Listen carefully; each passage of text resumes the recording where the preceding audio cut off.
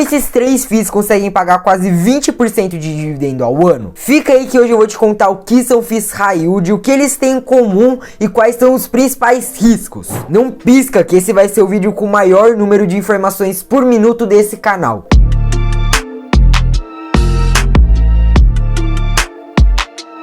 Pra gente começar esse vídeo, precisamos entender duas coisas. 1. Não existe almoço grátis. 2. A lei do risco e retorno não falha. Isso quer dizer que sempre mesmo, sem exceção, que você tem um retorno alto, automaticamente você precisa ter um retorno alto. Sempre que você ouvir altos ganhos sem risco, corre que é furada. Essa é a regra número 1 dos investimentos, e se você tentar passar por cima dela, a chance de você se dar mal é muito grande. No mercado é muito comum a gente ouvir as expressões high grade e high yield, que é basicamente alta qualidade e altos dividendos. Os high yield são aqueles que entregam mais retorno com menos segurança, e os high grades entregam mais segurança com menos retorno. Como hoje nós vamos falar dos high yields, eu decidi trazer 2 FIIs de papel da Hectare Capital, que no caso é o HCTR11 e o VSLH11, e um FII de papel high yield da Orca Gestão, que no caso é o RPR11. E esses que eu acabei de citar estão pagando mais de 18% ao ano, e agora nós vamos ver o que eles têm em comum. A primeira semelhança é que esses 3 são FIIs de papel, são FIIs que investem prioritariamente em recebíveis imobiliários, os CRIs. Dentre os 3, o único que investe um pouquinho em FIIs é o HCTR11, 7% para ser mais exato, mas o resto investe tudo em CRIs, que são títulos de dívidas. Então imagina que uma construtora está levantando um prédio e já vendeu 70% das unidades e que esses compradores vão pagar em 120 meses.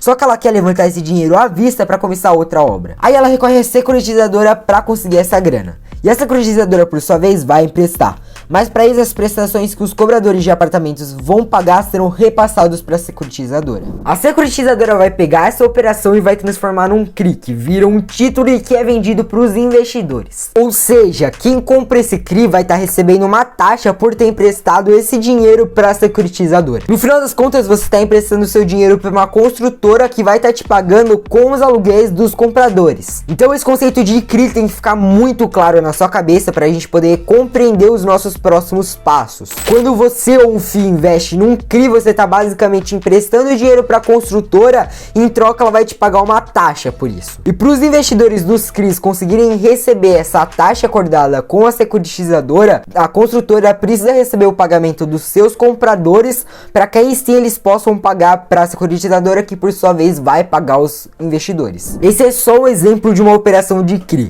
Existem outros milhares, mas essa daqui eu acredito que seja mais fácil pra gente compreender e pra eu explicar quais são os riscos dos FIIs High Yield. Então o ciclo tá fechado, eu já expliquei tudo. Os compradores pagam a construtora e a construtora paga a securitizadora, que por sua vez paga os investidores. Mas e se os compradores não pagarem seus aluguéis?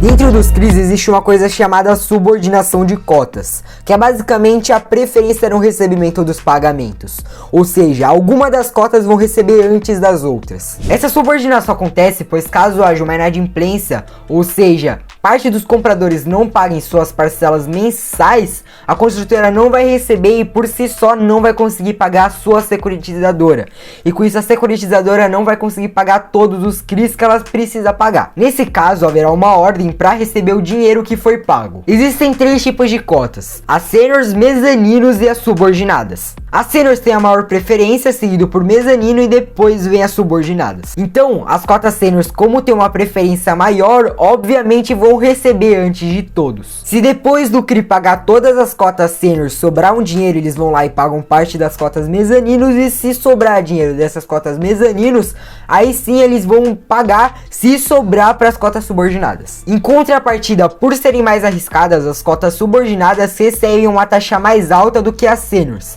E as seniors, por elas terem uma segurança mais alta, recebem uma taxa menor do que das subordinadas. Já no caso das mezanino, ela fica ali no meio, tanto em segurança quanto no retorno. Isso é muito importante para sabermos para esse vídeo, pois um dos pontos em comum entre a maior parte dos FIIs High Yield é que eles têm um investimento justamente nos CRIs mezaninos e subordinados. O HCTR11 tem quase 24% das suas cotas subordinadas, 3,8% mezaninos e 8,2% únicas, que é quando não há divisão e todas recebem iguais. além de 64% sêniors. O VSLH é mais agressivo nesse ponto, onde quase metade da carteira está alocada em cotas subordinadas e apenas 47% das suas cotas são sêniors. Já no RPR não dá pra saber, pois eles não mencionam em nenhum lugar a subordinação das cotas, o que é uma falha gravíssima nesse relatório. Eu não investiria nesse FII pelo simples fato deles não mencionarem esse ponto, mas pelos dividendos que eles vêm pagando, eu diria que eles são ainda mais agressivos que o VSLH11. Outra coisa que eles têm em comum é que a maior parte dos imóveis lastros das operações dos CRIs são de loteamento e multipropriedade, dois segmentos que são muito lucrativos, mas que não fogem da lei do risco e retorno. Então, como tem um retorno maior, também tem muitos riscos envolvidos.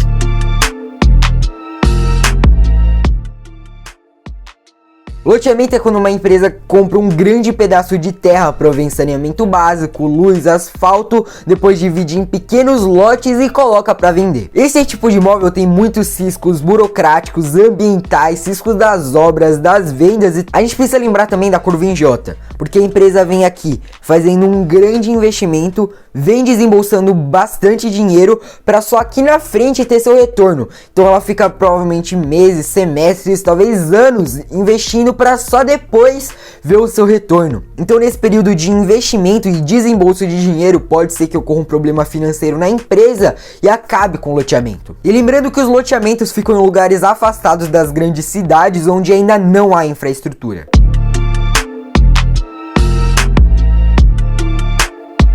As multipropriedades são imóveis onde o mesmo metro quadrado é vendido para várias pessoas, ou seja, é um apartamento onde tem vários donos. Isso é muito comum de vermos em apartamentos de resorts, onde você compra e pode ficar lá por um determinado período do ano. Esse é um tipo de imóvel muito lucrativo, porque o mesmo metro quadrado que tu venderias para uma pessoa, agora você pode vender para mais de 5 ou 10. Só que aqui nós temos um grande risco envolvido também, porque como esse não é um tipo de imóvel onde a pessoa compra para ser seu lar, sua moradia, na primeira oportunidade ou na primeira crise que tiver, o corte de gasto que ela vai ter vai ser cortar a multipropriedade que ela comprou. E uma coisa que esses imóveis têm em comum é que os contratos são ambos reajustados pelo IGPM, índice que esse ano e ano passado vem acumulando mais de 30%.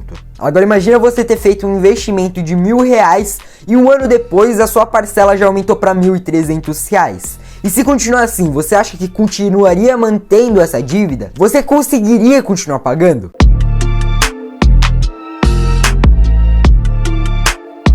Os FIIs High Yield são excelentes para compor uma carteira, eu diria que até mesmo necessário, porque com eles você consegue dar uma pimentada na sua carteira e também consegue aumentar o level de yields mensais, mas é preciso ter cuidado. Escolher um fundo imobiliário simplesmente pelos yields que eles estão pagando, sem ver os riscos envolvidos, é uma grande burrice. Eu ligo o meu sinal de alerta máximo quando tem uma combinação entre multipropriedade e mais cotas subordinadas. Pode ter certeza que essa é uma combinação muito arriscada. Por outro lado, você pode analisar quais garantias o CRI que seu FII investe está te oferecendo. Nos piores cenários, existem outras garantias que podem ser acionadas para salvar aquele CRI. Mas me fala aí nos comentários, você sabe de verdade quais são os riscos que seus FIIs carregam?